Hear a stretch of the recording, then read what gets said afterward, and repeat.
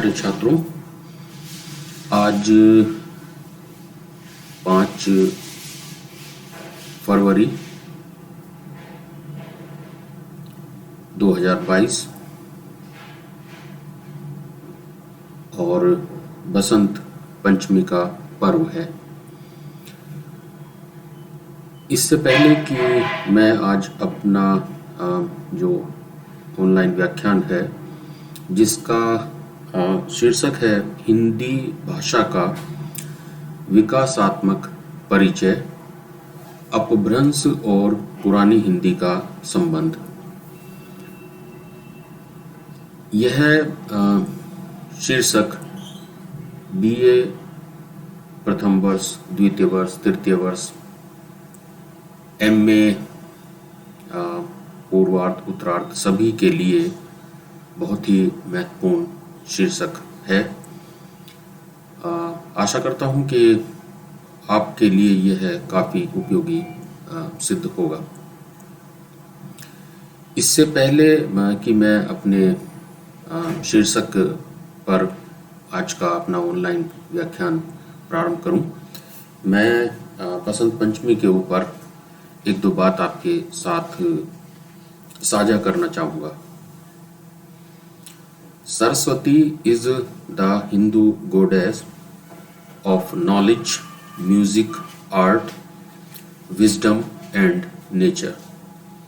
She is a part of the trinity of Saraswati or Brahmani, Lakshmi or Rama and Parvati or Uma.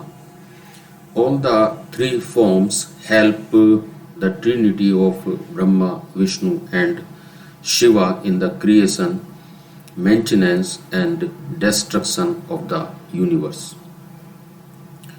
वैदिक काल में माघ मास के शुक्ल पक्ष की पंचमी तिथि से गुरुकुल व्यवस्था के अंतर्गत शैक्षिक सत्र का आरंभ होता था। उपनयन संस्कार के पश्चात बालक को वेद के अध्ययन में प्रवृत्त किया जाता था। विद्या की देवी माँ वीणापाणी, माँ सरस्वती का आशीर्वाद लेकर विद्या और वेद का अध्ययन शुरू किया जाता था। कालांतर में माघ मास के शुक्ल पक्ष की पंचमी तिथि को बसंत या बसंत पंचमी पर्व मनाने के साथ साथ माँ सरस्वती का जन्मदिन भी मनाने की परंपरा आरंभ हुई। अधिकांश स्कूल कॉलेजों की नींव इसी दिन रखी जाती थी। सभी के जीवन में सदैव बसंत रूपी खुशियों का संचार रहे। हैप्पी बसंत पंचमी पर्व। इसके पश्चात आज मैं आपके साथ हिंदी भाषा का विकासात्मक परिचय, अपभ्रंश और पुरानी हिंदी का संबंध, इस शीर्षक को लेकर आज का ऑनलाइन व्याख्यान मैं आपके समक्ष प्रस्तुत करता हूं। जैसा कि हम सभी भली भांति परिचित हैं, जानते हैं कि भारत में मुख्य रूप से आर्य परिवार एवं द्रविड़ परिवार की भाषाएं बोली जाती हैं। उत्तर भारत की भाषाएं आर्य परिवार की तथा दक्षिण भारत की भाषाएं दक्षिण परिवार की हैं। उत्तर भारत की आर्य भाषाओं में संस्कृत सबसे प्राचीन है, जिसका प्राचीनतम रूप ऋग्वेद में मिलता है। इसी की उत्तराधिकारिणी हिंदी है। भारतीय आर्य भाषाओं के काल को मोटे तौर पर 3 कालखंडों में विभक्त किया गया है। नंबर 1, प्राचीन भारतीय आर्य भाषा काल। इसका समय सामान्यतः 1500 ईसा पूर्व से लेकर 500 ईस्वी तक माना जाता है।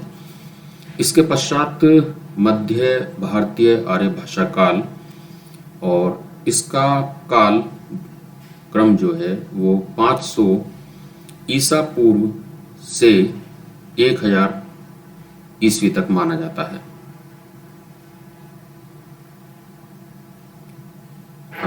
अभी जो प्राचीन भारतीय आर्य भाषा काल की जो मैंने बात की उसमें थोड़ा सा मैं यहाँ संशोधन करना चाहता हूँ।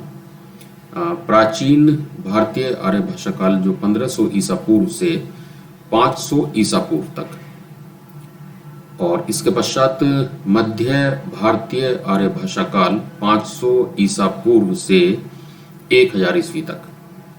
इसके बाद आधुनिक भारतीय आर्य भाषा काल 1000 ईस्वी से अब तक। तो इस प्रकार से भारतीय आर्य भाषाओं के काल को मोटे तौर पर 3 कालखंडों में विभक्त किया गया है। एक बार पुनः मैं आपके लिए दोहरा देता हूँ।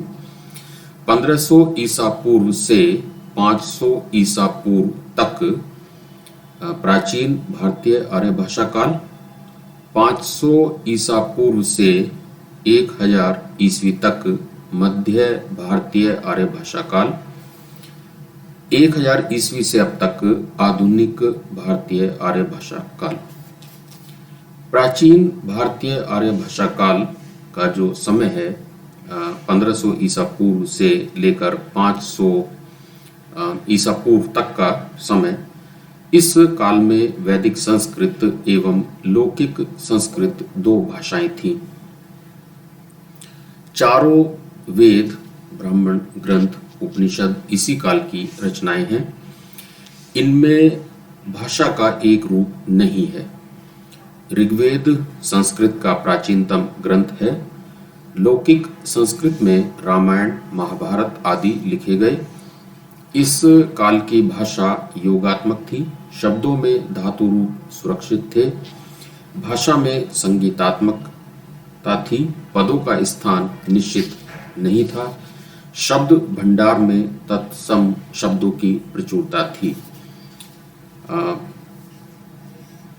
ब्राह्मण ग्रंथ हिंदू धर्म के पवित्रतम और सर्वोच्च धर्म ग्रंथ वेदों का गद्य में व्याख्या वाला खंड है।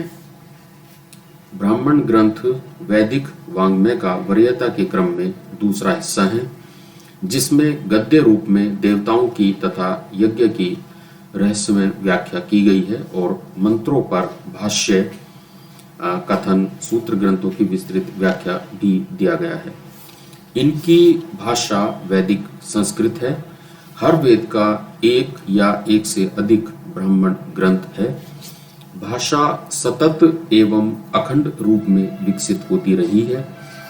मध्ययुगीन भारतीय आर्य भाषाओं के इतिहास को 3 काल खंडों में विभक्त किया गया है। मध्ययुगीन भारतीय आर्य भाषा काल में 3 भाषाएं विकसित हुई हैं। नंबर 1 पाली भाषा, 500 ईसा पूर्व से 1 ईस्वी तक। उसके बाद प्राकृत भाषा 1 ईस्वी से 500 ईस्वी तक। इसके पश्चात अपभ्रंश भाषा 500 ईस्वी से 1000 ईस्वी तक। पाली को मागधी भाषा भी कहा जाता है। यह बौद्ध धर्म की भाषा है। बौद्ध साहित्य पाली भाषा में लिखा गया है।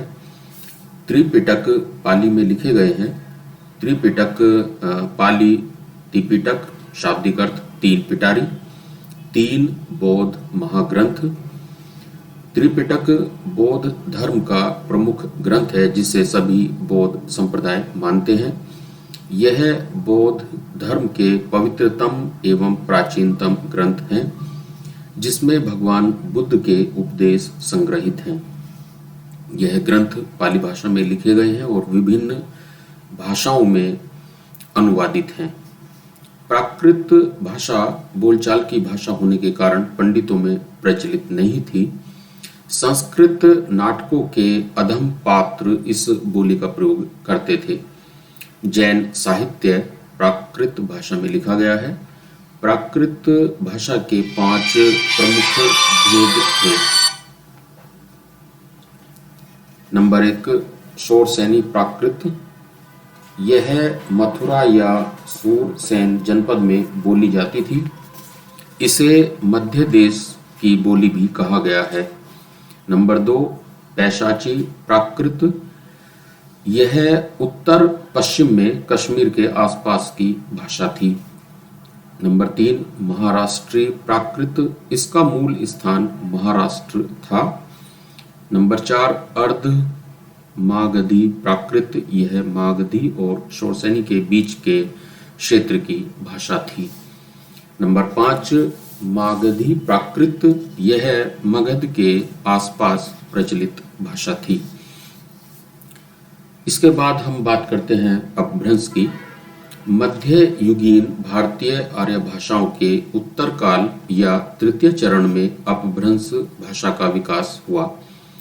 द्वितीय प्राकृत काल की जन भाषाओं पर तत्कालीन साहित्यिक प्राकृतें आधारित थीं। साहित्य में आ जाने के कारण उनका जन स्तर पर विकास अवरुद्ध हो गया।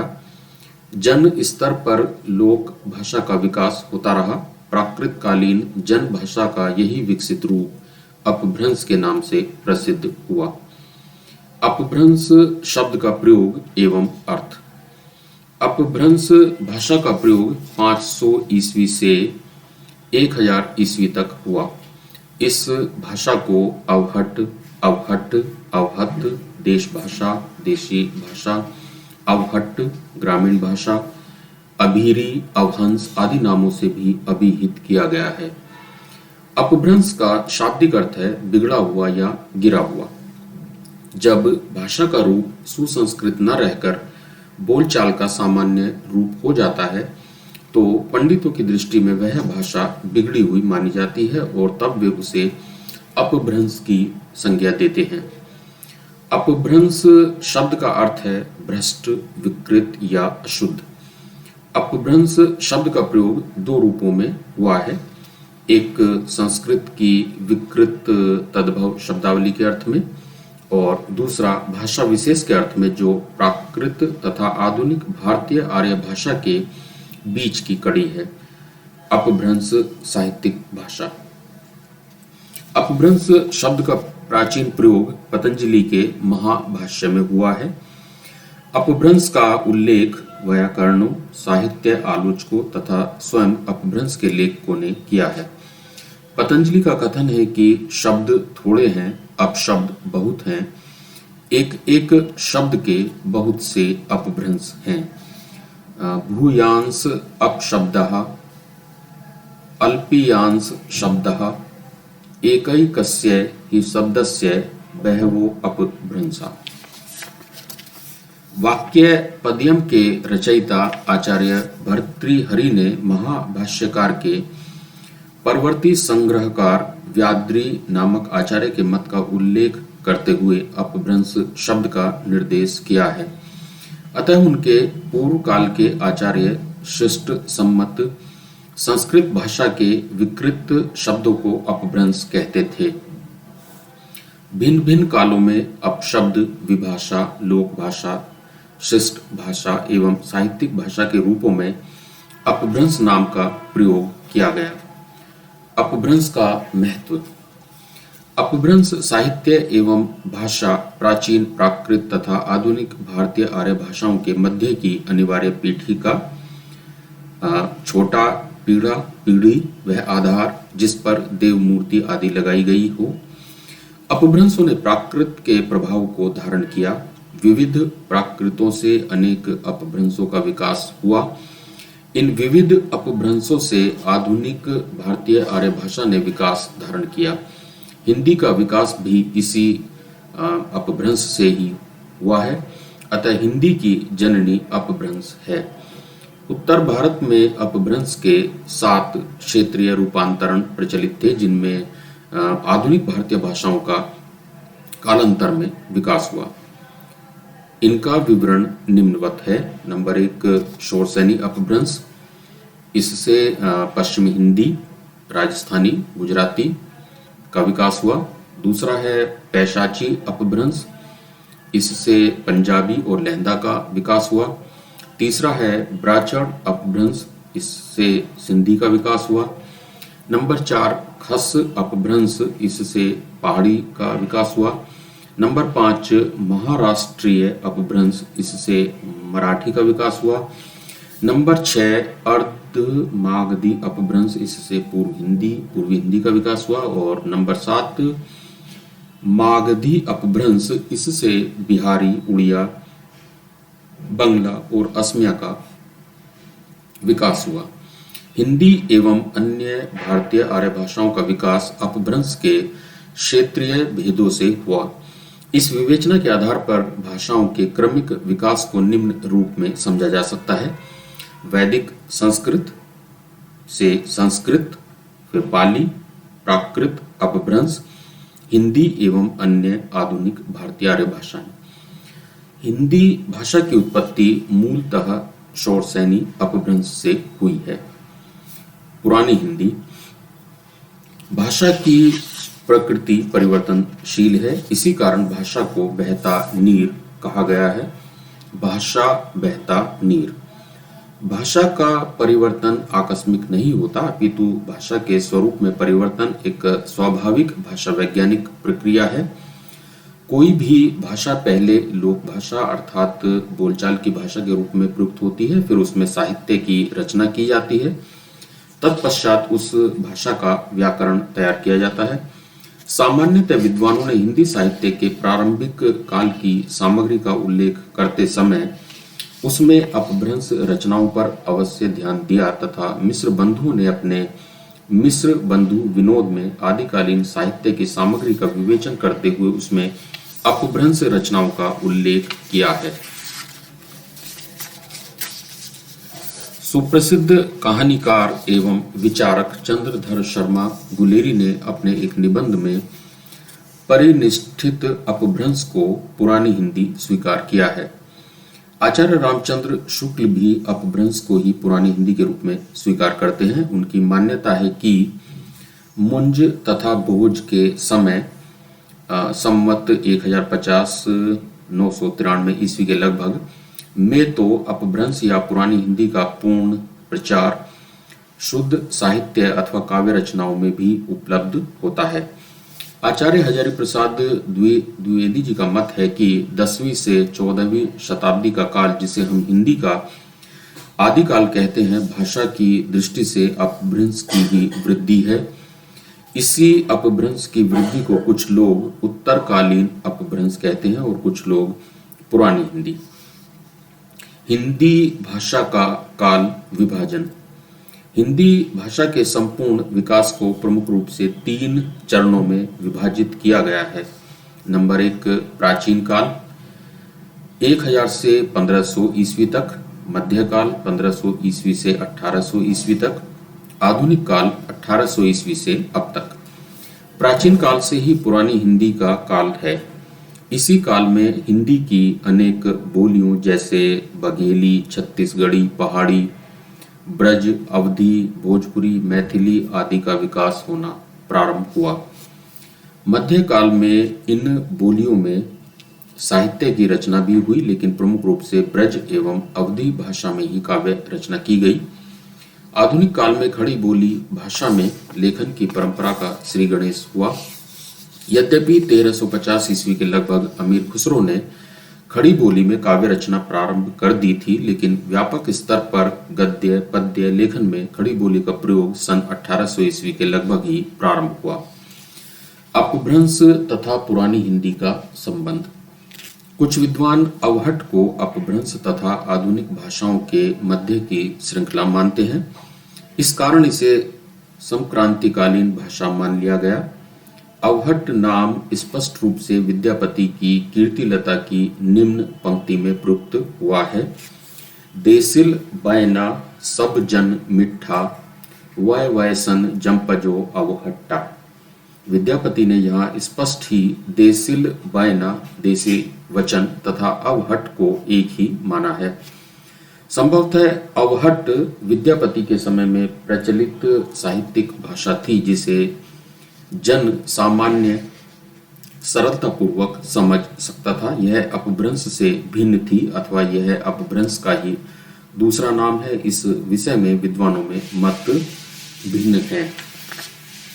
डॉक्टर सुनीति कुमार चटर्जी का मत है कि अपभ्रंश का नभा नव्य भारतीय आर्य भाषा से मिश्रित या प्रभावित एक पश्य रूप 1400 ईस्वी के लगभग पूर्वी भारत में प्रचलित था। यह अवहट्ट कहलाता था। अपभ्रंश भाषा विकास का तीसरा सोपान है, संस्कृत, प्राकृत और अपभ्रंश। अतः प्राचीन भारतीय आर्य भाषाओं की अंतिम अवस्था भी अपभ्रंश ही है तथा इसके उपरांत ही आधुनिक आर्य भाषाओं का विकास शुरू हो जाता है। हिंदी एवं अपभ्रंश का संबंध। अपभ्रंश का प्रयोग यद्यपि 12वीं शताब्दी 1100 से 1200 तक साहित्य में होता रहा, किंतु 1000 ईस्वी तक आते आते हिंदी बोलचाल की भाषा के रूप में प्रतिष्ठित हो गई थी। अतः हिंदी भाषा का प्रारंभ 1000 ईस्वी से हुआ ऐसा मानना तर्कसंगत है। हिंदी से ठीक पहले की भाषा अपभ्रंश थी। अपभ्रंश में प्रयुक्त तद्भव शब्दों को हिंदी ने ग्रहण कर लिया। अपभ्रंश की ध्वनियां भी हिंदी में प्रचलित हैं। कुछ नई ध्वनियों का विकास हिंदी में अतिरिक्त रूप में हुआ है, यथा ड़, ड, व, न, म, ल। भाषा की प्रवृत्ति कठिनता से सरलता की ओर रहती है। संस्कृत में 3 वचन 3 लिंग थे, जबकि हिंदी में 2 वचन एवं 2 लिंग ही रह गए।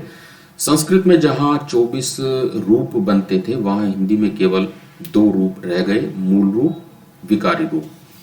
शोरसेनी अपभ्रंश उस काल की साहित्यिक भाषा थी तथा गुजरात से लेकर बंगाल तक तथा शूरसेन प्रदेश से लेकर बरार तक इसका एक छत्र साम्राज्य था। हिंदी ने अपभ्रंश की सारी प्रवृत्तियों को अपनाया है। संस्कृत, पाली, प्राकृत संयोगात्मक भाषाएं थी, जबकि अपभ्रंश भाषा वियोगात्मक थी। संज्ञा सर्वनाम के कारक रूपों के लिए अपभ्रंश में कारक चिन्ह अलग से लगने लगे। यही प्रवृत्ति हिंदी ने भी ग्रहण की है। अपभ्रंश में भी नपुंसक लिंग हिंदी की तरह नहीं है। काव्य में प्रयुक्त भाषा को अपभ्रंश कहा गया है तथा बोलचाल की तत्कालीन भाषा को देश भाषा कहा गया है। अपभ्रंश के कुछ उदाहरण आचार्य रामचंद्र शुक्ल ने अपने हिंदी साहित्य के इतिहास में उद्धृत किए हैं, जो पुरानी हिंदी के स्वरूप को स्पष्ट करते हैं। भल्ला हुआ जो मारिया बहिणी म्हारा कंतु, लज्जेजम तू वयस्सी अहू जे जग्गा घर एंतु। मुंज कवि 8वीं शती।